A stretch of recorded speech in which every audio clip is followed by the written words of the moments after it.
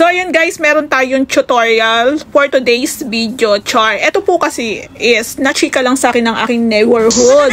Yung paano po kikintab ulit yung ating mga tiles. Sakto naman po, ang pinaka-fence ko is naka-tiles po siya ng mga retaso. So meron tayong mga tiles dito na pwedeng sampulan.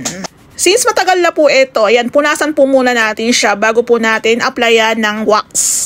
Para matanggal po yung mga alikabok na kumapit. So, gamit po itong Stone Care Wax. So, guys, wax siya para siyang sebo. So, bali, sa online ko lang po siya nabili. 99 pesos lang po ata to. So, meron naman siyang instruction dyan sa likod kung paano po ang gagawin. So, nabasa ko po dito is 15 to 20 minutes po yung application ng wax para po dun sa tiles. So, gamit lang po yung toothbrush. Ayan. Yung tiles po natin dito is may part po siya na matigas na. Yung pinaka-stain niya. Kasi matagal na po talaga to. Then, may part naman po na parang pumuti na lang siya. So, applyan po natin siya ng wax.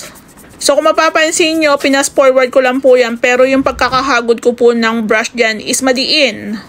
Ayan.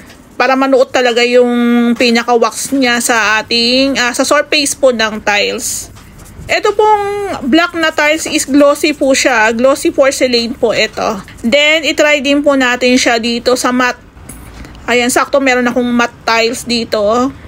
Mga retaso na po talaga to na dapat patapon na pero ginamit po namin ni Ray para instead na pintura, naka-tiles na rin po yan, di ba? Sayang din naman kasi kung itatapon. So, ayan guys. 15 to 20 minutes.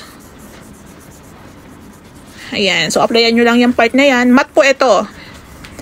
So, may part po doon sa taas na may wax. May part po sa baba na walang wax. Ayan. Para magkaroon tayo ng comparison kung effective ba or tumatalab ba yung wax na yan.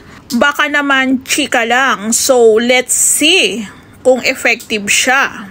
So, bali guys, after 20 minutes, lagpas pa nga po ito. So, kumuha ako ng sponge. Sinabon ko siya. Ayan, nagyan ko ng powder. Tapos, ayan. Kasi kung hindi nyo babalnawan, syempre madulas yan, diba? Kasi nga wax nga yan. So, balnawan po natin siya. Pati yung baba na part po na hindi ko nilagyan ng wax, sinabon ko na rin po siya. Then, pinunasan ko po siya ng basang-basahan. Ayan, para mabalnawan. Hindi ko kasi siya mabuhusan ng tubig. Baka mabasa dito sa may washing. Ayan o, diba? So, guys, kung mapapansin nyo, yung dulo na part is hindi talaga siya na natanggal yung puti. Ayan. Kasi para po siyang skim coat na tumagal na hindi po napunasan agad. So, maganda nga yan para malaman na natin kung effective ba o hindi. So, dito rin po sa kabila, sa matte. Ayan, sabunin din natin para matanggal yung sebo, syempre. Ayan, tapos, balnawan din po natin ng water. Ayan, konti lang kasi wala kaming tubig ngayon. So, ayan guys, syempre punasan din po natin. Ayan po. Punas-punas lang ang peg. So, possible talaga dahil katagalan, natatalsikan po yung mga tiles natin, yung mga tumatalsik na mumuti. So, ito guys, naisip ko siyang i-scrape nitong gunting. Ito lang po kasi yung available. So, natatanggal naman pala siya. Ayan. So, hindi naman po siguro magagasgas yung tiles natin kasi may mga tiles po tayo na scrap proof. Ayan.